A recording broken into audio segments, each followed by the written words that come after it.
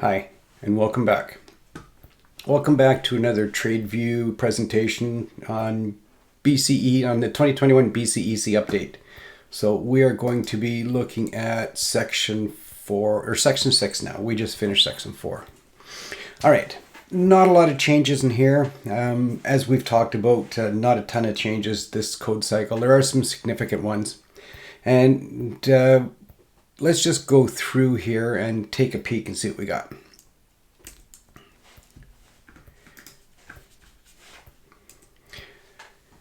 All right, so a new node has been added to consumer service equipment location.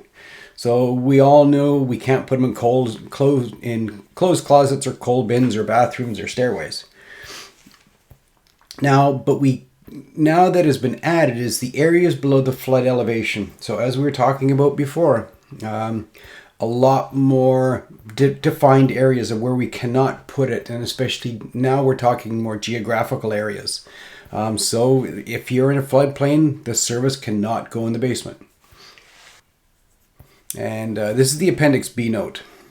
Service boxes or other consumer service equipment should not be located below the flood elevation as designated by the local floodplain management regulations or local bylaws.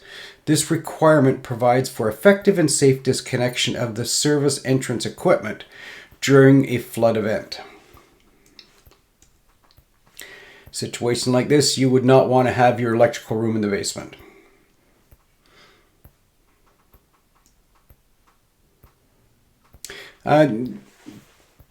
The pink lettering has been added to this existing rule.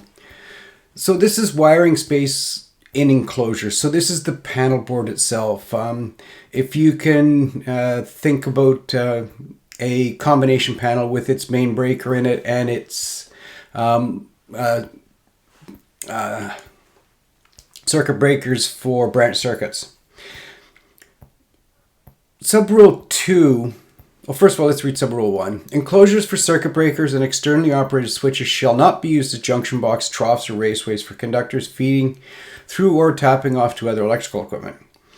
Notwithstanding Subrule 1, service equipment designed for accommodating current monitoring devices or other associated electrical equipment that must, for its operation, be connected to the line side of the service equipment or service disconnecting means shall be permitted.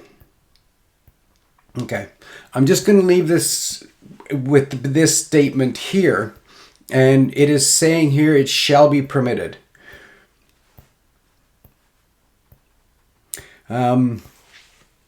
So this is we're going to see a lot of this in the future, and we're seeing more and more of it now, especially with energy management system for vehicles and current monitoring on the incoming side of a service for load shedding, as well as we're seeing that in circuits as well, branch circuits.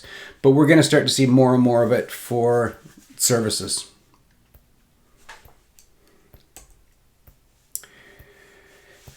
The removal of some language. A revised rule. Let's just go back here for a second. No, let's just stay here at 310. This is an interesting change because it was always the neutral conductor that could not be broken. And that's what they used to say. Well, reality is the service conductor at the meter socket is broken. So now they've just called him now service conductor shall be without joints or splices for the service equipment or equivalent consumer service equipment, except that a splice or joint shall be permitted where the conductor transition is made to meet the requirements of 4006 and 8102. And it shall be made by means of a clamp or a lug. And so it is saying that it shall be without a joint or a splice, and the only exceptions would be for 4006 and 102. 4006 is termination temperature rating.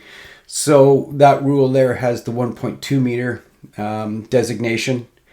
And you could, and 8102. Let's just have a quick peek and see what 8102 is.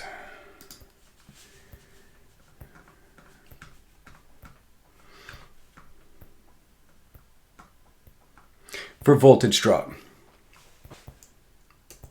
And that's it for changes in section 6.